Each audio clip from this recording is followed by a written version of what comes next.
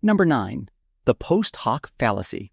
This fallacy shows up when we assume that just because one thing happened after another, the first thing must have caused the second. For example, you wear red socks, your team wins, and suddenly those socks are lucky. It's a fun superstition, but logically flawed. Just because two events are connected in time doesn't mean one caused the other. The brain loves patterns. It's constantly looking for cause and effect relationships because that's how we make sense of the world. But sometimes, we spot connections that aren't really there. This fallacy, also called post hoc ergo propter hoc, is Latin for after this, therefore because of this, and it perfectly captures how our minds jump to conclusions. We fill in blanks with stories that feel true, even when the logic doesn't hold up. To avoid falling for it, ask yourself, is there actual evidence that one event caused the other? Or are they just happening around the same time? Correlation doesn't mean causation. Without real proof, you're just connecting dots that might not belong together. Number 8, the Bandwagon Fallacy. If everyone's doing it, it must be right. That's the Bandwagon Fallacy. The idea that a belief must be true simply because it's widely accepted. You see it everywhere. Viral diets, social media trends, even full-blown conspiracy theories. When a lot of people jump on board, it creates the illusion of credibility. But popularity doesn't prove accuracy. It just proves a lot of people believe something, not that it's actually true. This fallacy taps into something deep in human wiring, the need to fit in. For most of history, going against the tribe could be dangerous, so our brains evolved to find safety in numbers. If enough people around you believe something, even without evidence, your brain whispers, they must be onto something. That's why unproven ideas can spread faster than verified facts. Belief becomes contagious. But truth isn't a democracy. It doesn't care how many people believe it. It stands or falls on evidence, not consensus. So next time you catch yourself thinking, well, everyone else says it's true, pause and ask, is it popular because it's right, or just because it feels good to agree with the crowd? Number 7, the appeal to authority fallacy. Just because someone sounds like they know what they're talking about doesn't mean they actually do, especially when they're weighing in on something outside their expertise. This fallacy shows up when we accept something as true simply because an authority figure said it. Think of a celebrity dishing out health advice on social media. They may be confident, charming, and wildly popular, but that doesn't magically make them a doctor. We fall for this because status and confidence are powerful cues. Our brains are wired to follow people who seem credible, and authority gives us a sense of certainty. It feels easier to trust someone who looks the part than to do the messy work of evaluating the facts ourselves. But confidence isn't the same as correctness, and fame doesn't equal expertise. This doesn't mean we should ignore experts entirely, just that we need to check which experts we're listening to and whether they actually know what they're talking about. So next time someone drops a big claim backed by a big name, ask, are they an authority in this subject? Or are we just letting status do our thinking for us? Number 6, the Ad Hominem Fallacy. This one's a classic. Instead of focusing on the argument, we go straight for the person saying it. It sounds like, why should I listen to her opinion on climate change? She didn't even finish college. See what happened there? The conversation shifted away from the actual point and zeroed in on the person's background. Whether or not she went to college doesn't automatically make her wrong, but attacking her credentials feels easier than addressing her actual claim. Our brains do this because it feels safer. Challenging ideas can be uncomfortable, especially if they shake our beliefs. So we try to discredit the messenger instead. It's like telling ourselves, if they're flawed, their argument must be too. It feels like logic, but really it's just emotional armor dressed up as critical thinking. But here's the truth. Good ideas can come from unlikely sources, and even experts can be wrong. What matters is what's being said, not who's saying it. So the next time you feel yourself judging the person before the point, stop and ask, am I actually engaging with their argument, or just looking for a way to dismiss it? Number 5. The Strawman Fallacy.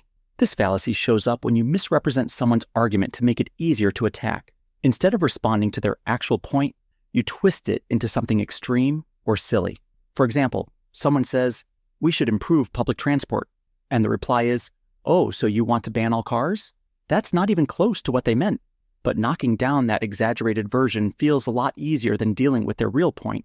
It happens because engaging with a nuanced idea takes mental effort. The brain prefers shortcuts, and turning someone's argument into a cartoon version is a fast way to win, or at least look like you've won. It gives you the upper hand in the moment without having to grapple with the complexity or compromise that real discussions often require. but in the long run, it shuts down understanding. If you're arguing against something no one actually said, you're not debating, you're dodging. So when you feel tempted to oversimplify someone's view, pause and ask, am I arguing with them, or just the easier version I made up in my head? Number 4, the appeal to emotion fallacy. This fallacy happens when someone tries to win an argument by stirring up feelings instead of presenting solid evidence. It sounds like, think of the children, which instantly tugs at your heart. But while it feels powerful, it doesn't actually prove whether a decision or policy is right or wrong. Emotion becomes the shortcut, replacing the harder work of reasoning. The brain is wired to respond to emotion quickly. It's part of how we've survived. Fear, anger, sympathy. These feelings grab our attention faster than cold, hard facts ever could. That's why emotional arguments can be so persuasive, even if they're completely disconnected from the actual logic of the issue. It's not that emotion is bad, it's that it shouldn't replace evidence. So when a claim makes you feel something strong, outrage, guilt, hope, that's your cue to slow down, not speed up. Ask yourself, is there real proof behind this message, or is it just pulling emotional strings? Feelings can guide values, but they don't settle facts.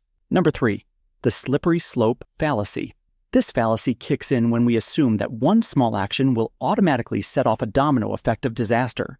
It sounds like, if we allow this one rule, the next thing you know, we'll have no freedom left. It's a dramatic leap, and it skips over all the actual steps, decisions, and checks that would happen in between. The fear is real, but the logic isn't. Why do we fall for it? Because the brain loves a dramatic story. It makes things feel urgent and emotionally charged, even if the situation doesn't call for panic. The slippery slope fallacy plays into that instinct, turning a single policy change or new idea into a full-blown apocalypse in our heads. It simplifies complex processes into scary, straight-line outcomes that rarely match reality. The truth is, most changes don't lead straight to chaos. They lead to more decisions, more debate, and often more balance. So when someone warns that one small step will send us spiraling, take a breath and ask, is this really a slope, or just a single step we're scared to examine calmly? Number 2, the circular reasoning fallacy. This fallacy happens when the conclusion you're trying to prove is simply restating your original claim, just with different words. For example, why is he trustworthy? Because he says he's honest. That's not evidence, it's just a loop. The argument goes in circles, offering no real support, just repetition dressed up as logic. The tricky part is that circular reasoning feels like an answer. Your brain hears both a question and a confident response, and it checks the logic box without digging deeper. It creates the illusion of reasoning, even though nothing new is actually being said. It's like trying to prove a point by echoing yourself, convincing only if no one stops to look closely.